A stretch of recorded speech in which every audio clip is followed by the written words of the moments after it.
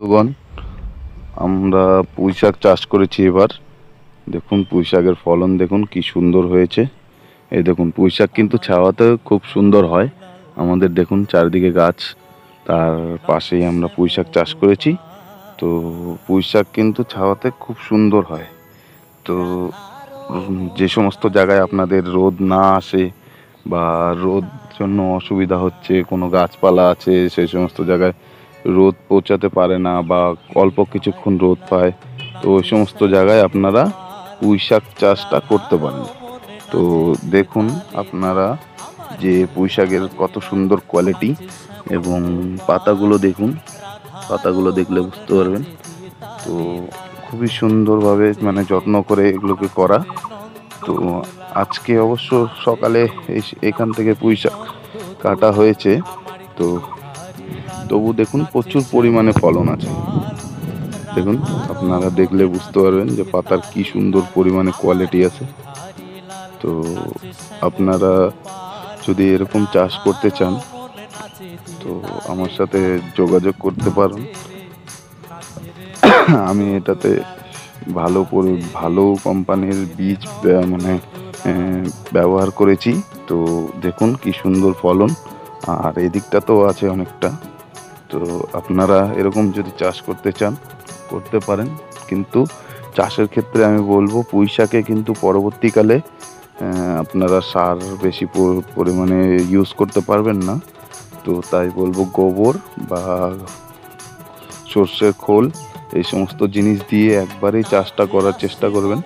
তো আমি এগুলোতে ওই টাইপের সার দিয়ে একবারে চাষটা করেছিলাম।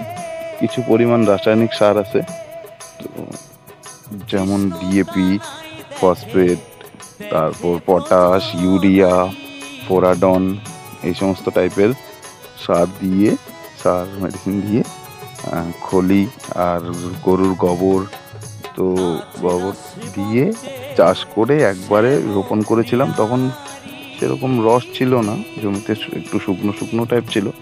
তো এখন দেখুন কি সুন্দর বৃষ্টি হওয়ার পর তো গাছগুলো খুব সুন্দর পরিমাণে বেড়ে উঠেছে। দেখুন প্রচুর ফলন। দেখুন আপনারা দেখলে বুঝতে পারবেন যে পুঁই শাকের গাছগুলো কি সুন্দর পরিমাণে কোয়ালিটি আছে। এগুলো খুব সুন্দর হয়েছে। তো আমি এটুকুই বলবো যে আপনারা যদি কেউ চাষ করতে চান, তো কোনো যদি অসুবিধা হয় আমাকে কমেন্ট করে অবশ্যই জানাবেন। আপনাদের চাষবাসে কোনো হেল্প লাগলে। কিন্তু পুঁই শাকে একটা জিনিস বলবো যে চাষ করতে পারেন। পুঁই শাক লাভদায়ক জিনিস, এটা অনেক দিন রাখা যায়। আমি বলবো বর্ষার আগে যদি চাষ করেন কেউ, তো এটা মাটিতে চাষ না করে মাচাতে চাষ করলে আরো বেশি লাভবান হবেন।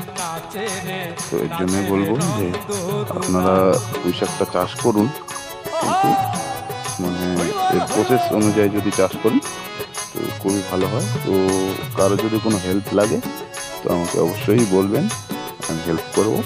আর আপনারা ভিডিওটি যদি পছন্দ হয় তো লাইক, কমেন্ট, শেয়ার এবং সাবস্ক্রাইব করবেন। কমেন্টে জানাবেন কেমন হলো।